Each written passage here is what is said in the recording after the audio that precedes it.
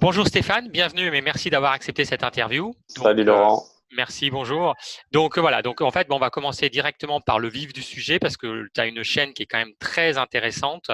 Donc, et c'est un sujet qui, à mon avis, va te parler énormément. Donc, première question, quelle est ta vision dans ton business d'infopreneur? C'est déjà de prendre du plaisir dans ce que je fais. C'est une des premières choses, de pouvoir aider les gens en étant moi-même qui je suis, sans superflu, sans masque. Donc je suis dans l'accompagnement de personnes dans le cadre de voyages au Maroc. Ma vision est liée aussi à la liberté, tu vois, de pouvoir, ça peut paraître cliché, mais de pouvoir faire ce que je veux, quand je veux, où je veux, d'être un peu de gérer moi-même mon activité.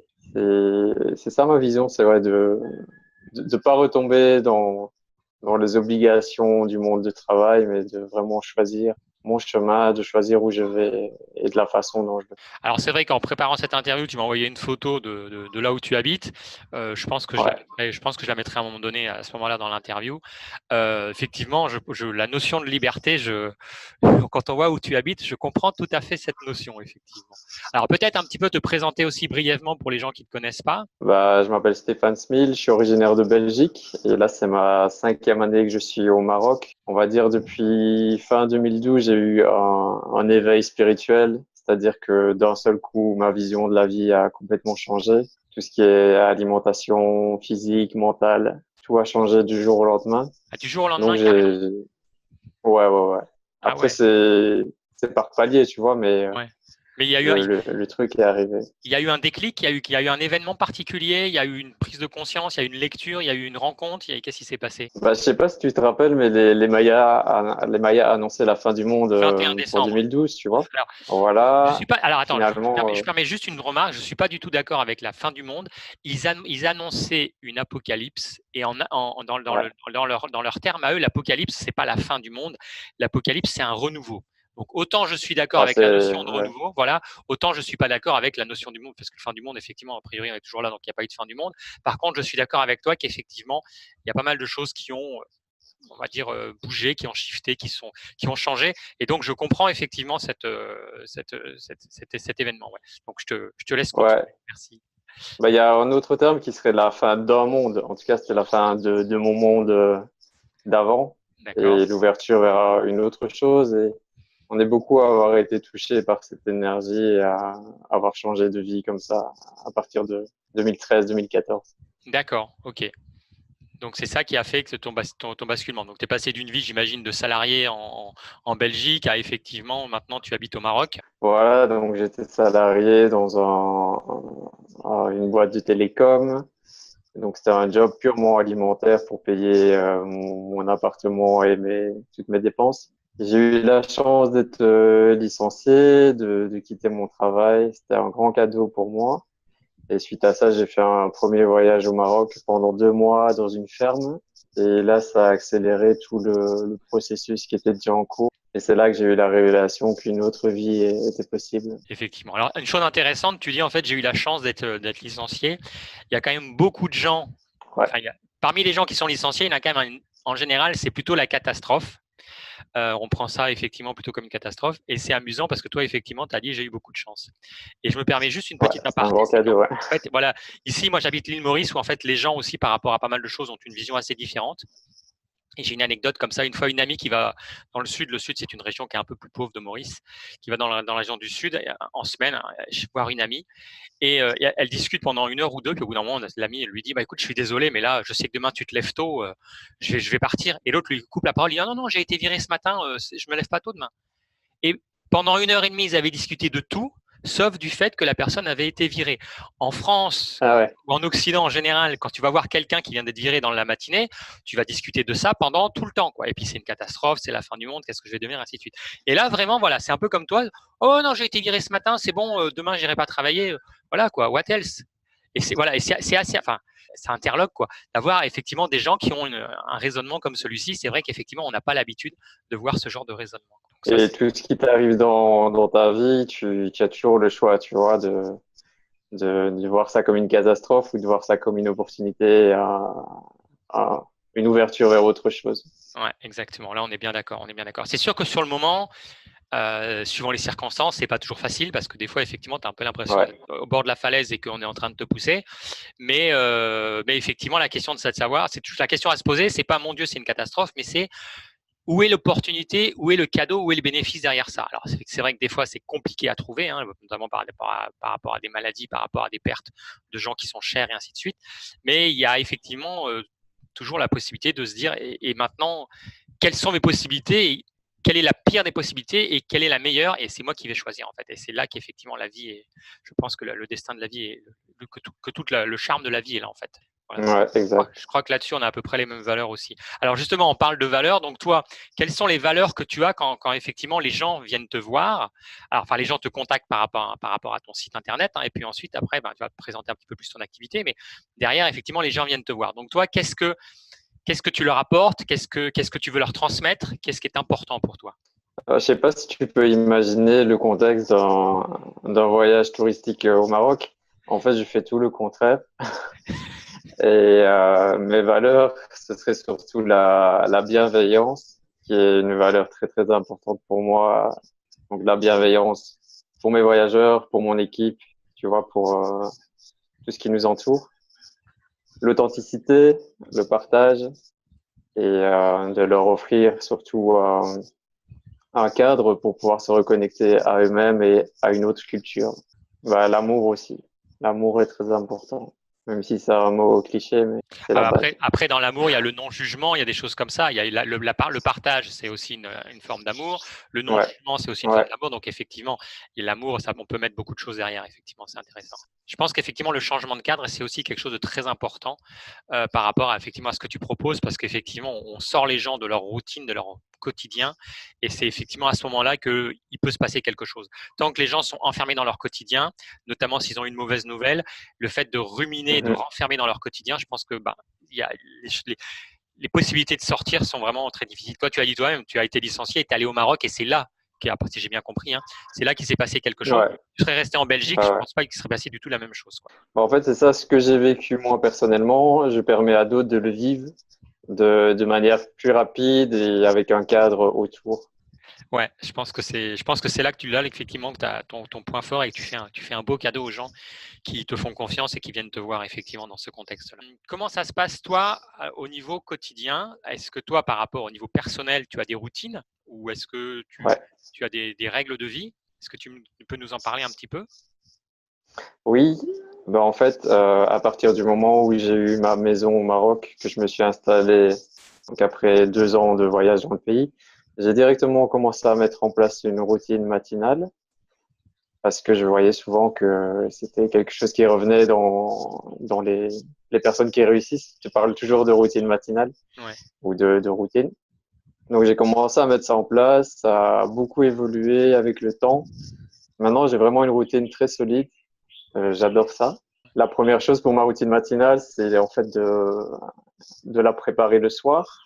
Donc en fait, chaque soir, avant d'aller dormir, je note en fait les actions du lendemain que je veux réaliser, même des petites choses, tu vois, mais je note tout. Comme ça, le lendemain, quand je me réveille, ben, je sais ce que je dois faire, je sais ce qui m'attend, et après, j'enchaîne les actions. Ce qui a été important aussi pour moi, c'est d'aller dormir plus tôt. Donc, je me fixe comme objectif après 21 heures, pas d'écran, pas d'ordinateur, pas de téléphone. Je mets mon téléphone en mode avion, qui est très important. Et je calcule plus mon téléphone jusqu'au lendemain après ma routine matinale. Et peut-être ça, c'est un des plus grands pièges, c'est quand tu te lèves le matin de te connecter à Internet sur ton téléphone. Je crois que c'est une des pires choses pour t'éloigner de tes objectifs. Je commence le matin, en général vers 5h30, 6h du matin. Bah, je commence par boire un grand verre d'eau. Après, je fais 10 minutes de méditation. Je j'ai pas envie de faire plus parce qu'au bout d'un moment, c'est trop. Pour moi, la méditation, c'est une pleine présence, une pleine attention à ce qui se passe en toi et à l'extérieur. Après ça, je lis des affirmations positives que j'ai créées. D'accord. Donc, des affirmations positives dans les domaines qui m'intéressent. Donc la santé, le physique, l'argent et le travail, ma chaîne YouTube par exemple. Et après, j'ai un petit rituel de yoga. Je pratique les 5 tibétains, qui sont des mouvements issus du yoga. Je fais un peu de gainage aussi.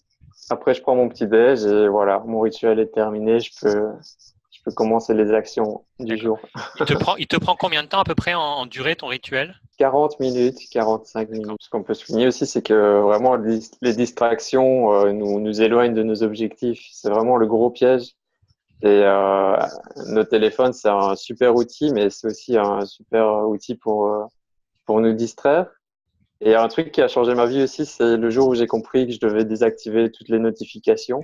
Donc, pour ceux qui verront cette vidéo, si jamais tu l'as pas encore fait, je te conseille aussi de désactiver toutes les notifications et c'est toi qui vas de toi-même dans l'application. C'est pas elle qui t'appelle comme un chien. Sinon, en tant qu'infopreneur, est-ce que tu as des routines donc par rapport à ton business, par rapport à YouTube, par rapport à des choses comme ça? J'ai des to-do list, des choses que je veux faire. Après, je fais au feeling ce qui me donne le plus de plaisir à faire. D'accord. Mais Tu l'as tu l'as j'ai pas une défini la routine. veille au soir, ça, ou c'est le matin dans la journée?